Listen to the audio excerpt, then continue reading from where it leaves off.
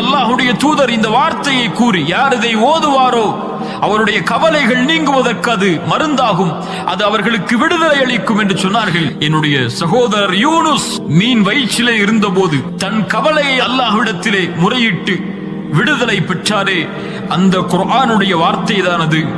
லா இலாஹ இல்லா அன்த சுப்ஹானக இன்னி குன்து மினல் ஸாலிமீன். படைத்த இறைவனே, வணங்க தகுதியானவன் உன்னை தவிர வேறு யாரும் இல்லை. நீ பரிசுத்தமானவன், நாங்களோ பரிசுத்தம் இல்லாதவர், அநீதம் செய்பவர்கள் நாங்கள். யா அல்லாஹ், நீ பரிசுத்தமானவன். யா அல்லாஹ், உன் மீது இப்போதும் நம்பிக்கை கொண்டிருக்கிறேன். யா அல்லாஹ், உன்னை தவிர வணங்க தகுதியானவன் யாரும் இல்லை என்று யூனுஸ் எப்படி கூறி அவருடைய பிரச்சனையை அல்லாஹ் தீர்த்தானோ, அது போன்று யார் கவலையில் இந்த துஆவை ஓதுவாரோ அவருடைய கவலைகள் நீங்கும் என்று பொருள்பட அல்லாஹ்வுடைய தூதர் ஸல்லல்லாஹு அலைஹி வஸல்லம் சொன்னார்கள்.